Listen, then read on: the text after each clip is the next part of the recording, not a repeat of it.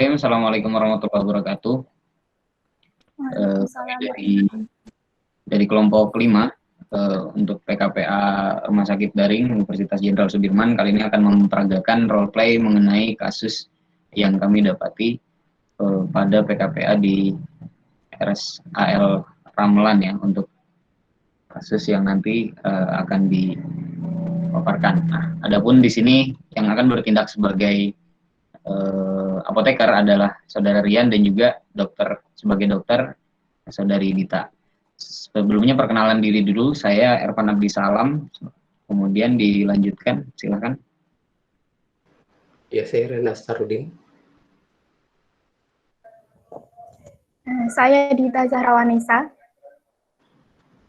Saya Fudila Saril Raudina. Saya Nisa Yunadila. Baik, ya kami beranggotakan 5 orang ya. Langsung saja mungkin untuk peragaan role play-nya akan dilakukan oleh Saudara Rian dan Dita. Waktu dan tempat kami persilakan. Baiklah, terima kasih atas kesempatan yang diberikan. Jadi pada role play kelompok kami di sini akan membahas mengenai kasus yang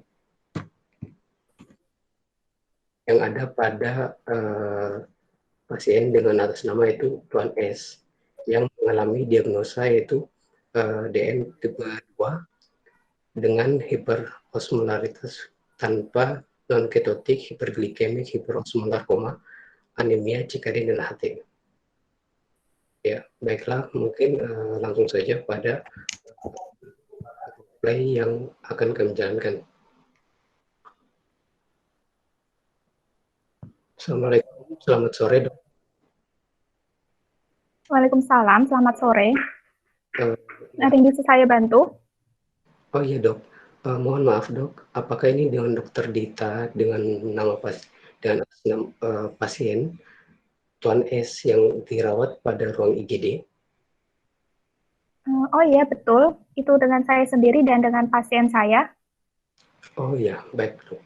Di sini bolehkah saya minta waktu dokter sebentar, karena berdasarkan dari hasil visit saya terdapat beberapa DRP atau hal-hal mungkin yang perlu didiskusikan dok. Oh baik, silahkan. Oh iya, baik dok. Jadi di sini berdasarkan hasil visit saya pada sore tadi, saya menemui ada beberapa DRP yang kiranya saya temukan pada terapi yang diberikan. Jadi DRP pertama itu terkait dengan terapi PRC-nya dok. Kalau di sini saya melihat bahwa pada pasien yang Tuan S memiliki HB sebesar 5,5, pasien terapi PRC yaitu 1B. Boleh saya tahu dok, terkait dengan alasan kenapa pasien bisa diberikan terapi demikian?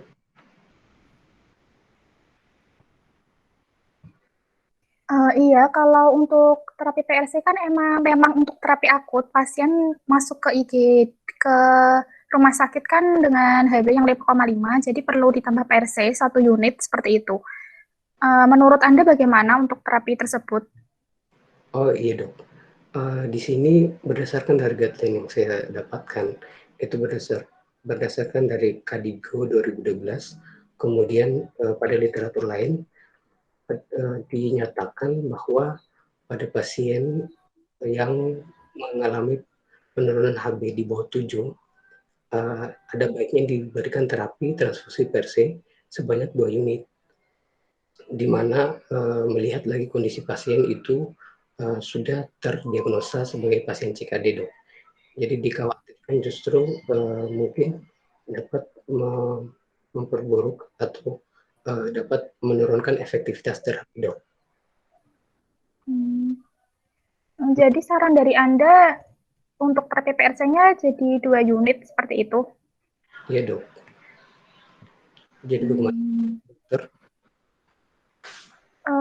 Ya kalau dilihat dari kondisi pasien sih memang butuh PRC lebih banyak ya, seperti yang di literatur yang Anda sebutkan. Jadi mungkin saya bisa untuk mengikuti saran dari Anda untuk penggunaan PRC jadi 2 unit saja.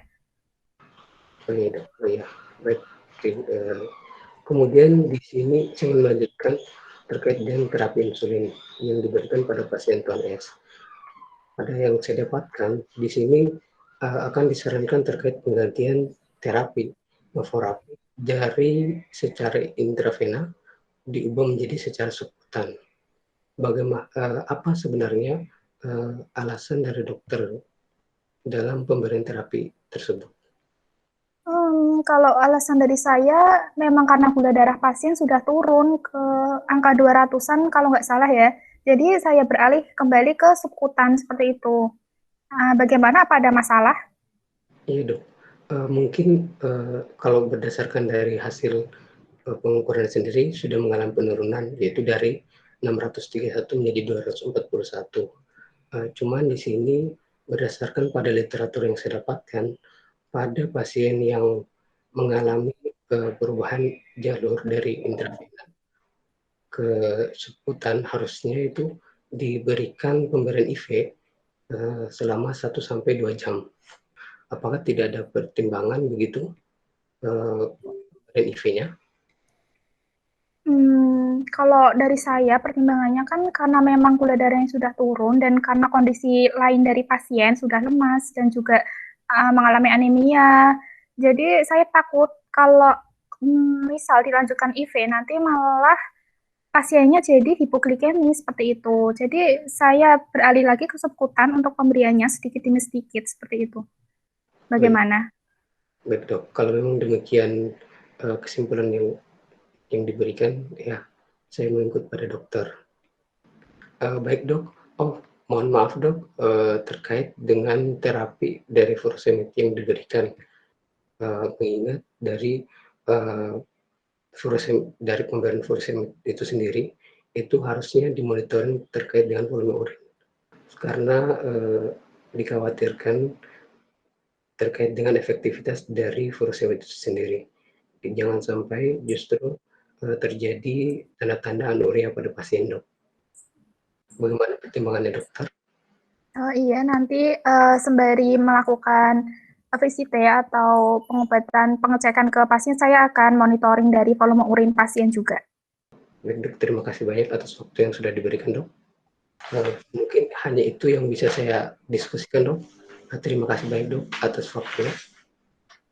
Iya, sama-sama. Terima kasih kembali. Ya. Demikian role play yang sudah kami praktekkan antara apoteker dengan dokter terkait kasus pasien tersebut yang tadi sudah dilakukan.